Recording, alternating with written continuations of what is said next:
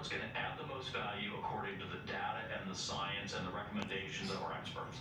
And Diane, more good news from Moderna. They say unlike Pfizer, their vaccine can be stored at normal refrigeration temperatures, which could be very helpful when it comes to distribution. Now, here in Chicago, that stay-at-home advisory, it's in place for the next 30 days. Diane? All right, Alex Perez for us. Thanks, Alex. And as COVID cases hit record highs, some cities are struggling to keep up with testing demand. We're seeing long testing lines again, and they are expected to get longer as many aim to get tested before Thanksgiving. Eva Pilgrim has more on the testing rush and what you need to know about testing accuracy. Long lines in cities across the country are back. A COVID testing crush in LA, New York, and Chicago. Some cities now facing a testing supply shortage. In Detroit, hospitals struggling to get enough reagent, crucial chemical substances needed to run the more accurate PCR COVID test. Given the rapid rise that we've had in COVID, we are going to run out of reagent testing to test everybody, and it's going to be very difficult. I have a lot of concerns. In the last 8 months, testing capacity has greatly increased. Just last week, U.S. labs processed more than 10 million coronavirus tests, but now labs are warning delays may be in the future with the continuing surge in cases. This, as many families are now looking to use testing ahead of holiday gatherings.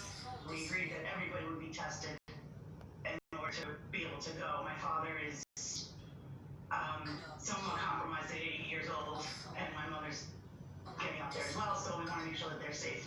Andrea Redican usually celebrates Ella es una niña. a family of 26 in New York. This year, they're cutting it down to their closest family members and asking everyone Niña. to get tested first. But doctors warn there are still risks. Just because you test negative doesn't mean that you might not be incubating or that you might even been exposed in the time that it took to get the test result back. All those things are on the table, and especially with the positivity rates as high as they are around the country and the number of cases, every social interaction carries a little bit of risk with it. There are 2 basic types of diagnostic tests currently available: an antigen rapid test or a PCR test. Both require a nasal swab, but the rapid test results are done in office and come back within 15 to 30 minutes. The PCR is sent to a lab and can take anywhere from 1 day to 1 week to come back, depending on processing times. The Agua. big difference? Accuracy. The PCR test is considered more Bebes. accurate than the Agua. rapid test. The antigen test needs to have a fairly tight window. You have to have a fair amount of virus in your body to be able to be tested for it. So if you're very early on in the disease or later on in the disease where you don't have as high a viral load, Yo soy un hombre. isn't as good. Yo PCR test will detect it down to soy PCR test down to 10 samples within un a milliliter, so it's very sensitive. hombre. But the antigen test is dependent on the swab, how much virus you have, and everything. The FDA warning false positives are possible too.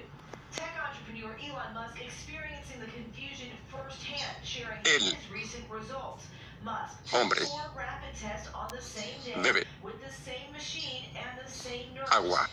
Results: 2 Tú eres positives, tú. 2 negatives. If you want to get a Eres test, you may need to schedule it in advance because of the demand, and niño. some places are only testing people with symptoms. So make sure to do your research before you show up to the Eres. doctor's office. Diane? Good advice, Eva. Thank you. And now for more on this, let's bring in infectious disease specialist and ABC News contributor, Dr. John Brownstein.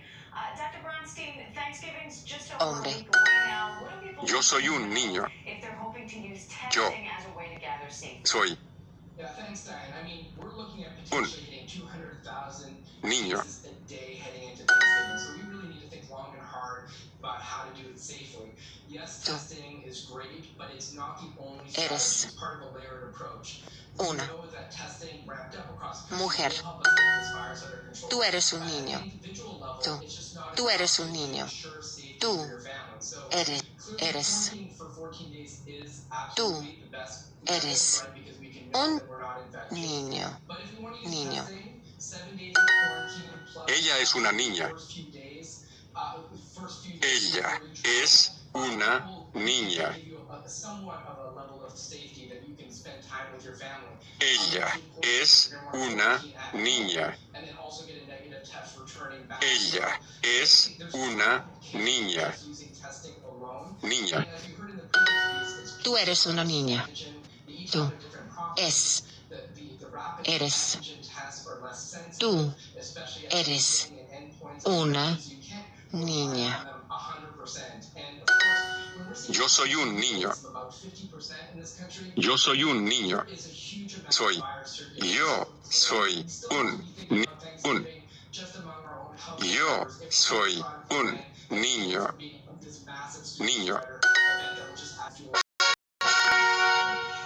We also luckily got more good news on a vaccine, with Moderna now saying that their vaccine could be nearly 95% effective. At least the preliminary data shows that.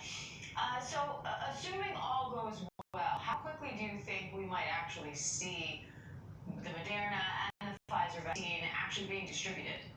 Yeah, I mean, this is fantastic news. This is news that we just did not expect as far as vaccine efficacy. So, public health and healthcare is over the moon with this data. Moderna still has to apply for the emergency use authorization of the vaccine, and that's probably going to happen later this month. And, it still has to share the safety data. All signs point to it being a safe vaccine so far.